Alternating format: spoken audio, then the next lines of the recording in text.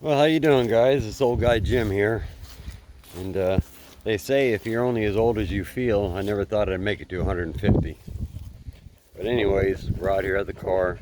The past, I don't know, past month's been sanding, and more sanding. And the more I sand, the more flaws I find, little spots, little specks that aren't, that need repaired and stuff. And after I get done, doing spot filling and repriming, I find more. Then I prime again, then I find more. And I talked to a guy online last night who's like a 30-year painter. He's got his own shop up in Michigan or something like that. And I said, I keep running across these flaws. I just keep finding them. He says, yeah, that's the name of the game. There has to, the point's got to come to where you just got to call it and say, because you're always going to find something. You got to call it. You got to paint. So I think I've done my last primer and last repairs of the small things that I find. They're so minute. The damn paint and clear coat will probably fill in what I'm leaving behind. I've gotten everything as perfect as I can get it. But also in this video, I'm going to talk about brakes. I think a couple of videos before that, I bought some brakes, some big Willwoods. We're going to talk about that. It's, things you really need to know on that, so listen up on it. It's kind of important. I'm out here with my best girl, Molly. I call her Gray Face because she's been hitting a lot of gray lately. She's a super good girl. Always got to have a dog with me. So let me turn this around real quick. It is kind of windy out here, so I don't know how much wind noise we're going to get. All right, let's get that beast uncovered. My stand is kind of shaky, so you have to forgive me for that. And I don't even know what I'm looking at. I'm looking at a wheel. Oh, whatever. Maybe I can set it over here. See how that looks. Okay, yeah, I guess that's about right. It's so shiny out here. I can't see nothing. I'll be right back. All right, I make these videos for a few reasons, to give you guys some ideas to help you out. And I don't know what I'm doing, but I'm figuring it out. But as far as I got to hurry up and do this fast because my videos always run over, and I don't edit. It's all raw. I just film and post. These bolts here across the front are the ones that mount your. Let me see. I can't see. There you are. These holes here mount your, your bumper cover. Well, the end one, I just put a big hole in it for that. Holds my intercooler. And on the other side, that holds the other side of the intercooler. So I actually got 1, 2, 3, 4 left to hold the front, which is plenty. Bolts around the sides and everything. These plates are done completely. And I think I showed in a video how I mounted my radiator. My Instagram isn't working for some reason. I've actually took the app out and put it back in. It's still not working. I don't get it. But I'll show you what we did yesterday. We'll get on the brakes. That's not the same set. That's a different set. And I'm going to tell you why I went with that. So let me get that box open and we'll go from there. All right. And as always, you'll see me wearing gloves. The nature of our skin, our oils, very acidic. And when you touch aluminum or really super glossy, clear coat, the acids from your hand actually, sitting for a long time actually do a lot of damage. It actually really can. If I was to take my bare hand and rub it all over this raw piece of steel and come back tomorrow, you would see it'd probably be all rusted up. I mean, acids in your hands are horrible. No matter how much you wash them, they're going to get oily and acids are going to come right back. But anyway, that's why I always got gloves on. So if you was curious, anyhow. Let's get this back door intercooler opened up. And I think I mentioned in a video a while back too, again, if you're going to use the back door intercooler, be ready for it to be a real pain in the ass to mount them and get your piping to run right. You got problems with wastegate clearance and radiator clearance. You got to push your radiator over so far towards the center it gets into your turbo system, and you got to move this so far to the passenger side it's going to be offset. There's just really no way around it. It's a tight fit. Like I said, I'm going to try to not to go over on this video, but what I don't like about boosting Hondas is all the piping that you got to run around Wait a minute, let me move this out. There you go. All the piping that you got to run around the bottom, up through in here, you know, through the hole and all the way. I don't like all that long piping. It robs horsepower, and it also causes turbo lag. To have a straight shot from your turbo right down to your back door, right there, and right out of there, straight shot right up to your intake is superior. It just is. But if you notice, the intercooler is off to that way. It has to be. We can't put it in the center. Because when you do, this here, you know, your radiator pretty much blocks it right off. So you got to move the radiator over. That's why I cut all this out. I have a triple core radiator, so I had to move the radiator over and forward as much as I could. You can see where it stops right here. And I also had to send off my 1320 to have my wastegate moved, so all this would fit. But it's worth it. Anyways, there's the bolts I told you about right on the top there. I just got them barely snugged. They go through. Very, very nice fit. These are more than enough bolts to hold the front bumper.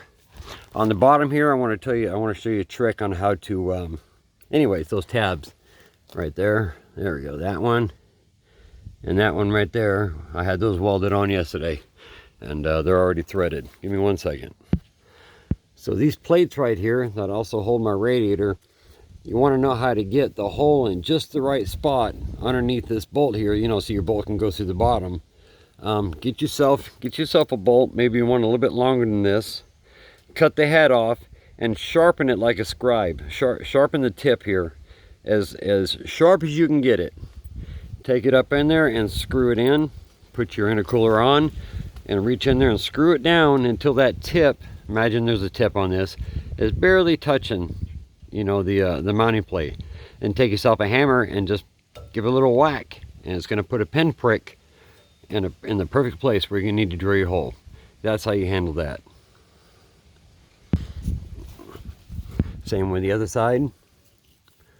Sharpen the tip with no heads. You just got a, you know, a piece of threaded, you know, steel. Sharpen the tip, screw it up in there, smack the plate, and it's going to make a little dimple perfect where your hole is. If anybody's not clear on that, just comment down below and I'll, you know, I don't know, I'll draw a picture. I'm not a very good artist. So, all right, let's move on to the brakes. Oh, yeah, and also some people that were here yesterday, we had a guy that built muscle cars that was over here, visited with some other friends. He's like, God, you're gonna have all that weight hanging on these, you know, see if I can get around here. Gonna have all that weight hanging on these? Well, you gotta understand that it's gonna be boxed in. You know, it's bolted up here, and it's bolted here. It's welded in the back. You know, it's like a box. It can't move, and all the weight is basically hanging up here anyhow. You know, which I'm going to put a little bit of pressure up on the bottom because I don't want this pulling really hard here. You know, the car is not going to be driven off-road. So, but anyways, yeah, these being welded the way they are in the back there like that, you know, really nice TIG is plenty strong enough. And these buttons right here, I use D-series shift linkage. I think I've already showed that in another video. I just dropped the little D-series, you know, half bushings down in these things, and my radiator slides right down in them just perfect. Make a little bracket up here to hold the radiator, and that's pretty much a done deal. So, after 19 months, the radiator and intercooler is mounted. I'm moving right along, right? Yeah. All right, let me get that caliper out of that bag for you. Okay, while I'm doing this, I'm going to talk about the other brake set that I had. I bought the Willwood 12.19 inch rotors and the 6 piston calipers. And it says on Willwood's website that, you know, brakes will fit some 15s. Let me tell you something, people. There ain't no way that those foot wide rotors are going around any 15s. Every friend I could call, every store that would help me out, we tried 15s and 16s, and we never found a single set that would go over those rotors at all. I just took these pads out. I had them in yesterday and I didn't take them back out, but they just slide out. It's no big deal, super easy. See, these are 4-piston calipers. 4-piston calipers. All right, I will take this. I'll pause for a minute and get this stuff back outside. Okay, here's the new setup. 10.3-inch rotors, because I absolutely, like most of us, want to run 15s. Like I said about those 12.19-inch rotors that you see in my other video, don't be fooled. Don't be fooled. Don't think you're going to get 15s or 16s over them. I promise you, you're not gonna. You're gonna have to run 17s. That's the only wheel I could get to go over those rotors. So I had to go with these, and I'm very, very happy with these. These are 262 millimeter.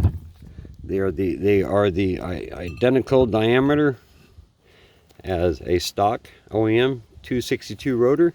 Let me throw this on there, and I'll show you how easy these are to mount up. All right, let's get a rotor on here. These little screws here that hold your rotor onto the hub, I actually ordered these from Honda as well, because I'm a very sick man and I'm in need of bad professional help. So, you know, buying everything OEM, why not pay top dollar? I'm broke anyways. So put these over the extra long ARP studs. Let's get a couple screws in there real quick. All right. Make sure we don't cross thread. When I was a young man, my father used to call me Cross Thread Jim, because pretty much anything that I worked with threads, I was going to cross thread it. It was pretty much guaranteed. I couldn't get a screw in straight to save my life when I was a young man. I did it to my car, to a spark plug hole.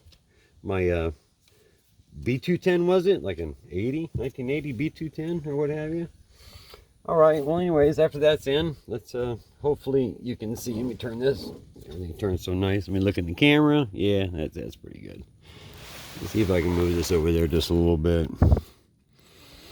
Yeah, easy enough, easy enough. Hopefully I didn't tighten these bolts down right here. Oh no, I got on my finger. Get these out. Yeah, like always, I'm gonna run over on time. And what else I also liked about this kit is the other kit had you stacking and spacing the calipers to line up with these washers, and you were pretty much just hanging your that big 6-piston caliper out on, you know, little washers, and some were thicker, and it was the engineering I wasn't impressed with at all. It was pretty sad, actually. Didn't care for it. Let's get this right in there. No spaces are needed with these. Just get them back in there. Get your bolts started. Easy peasy.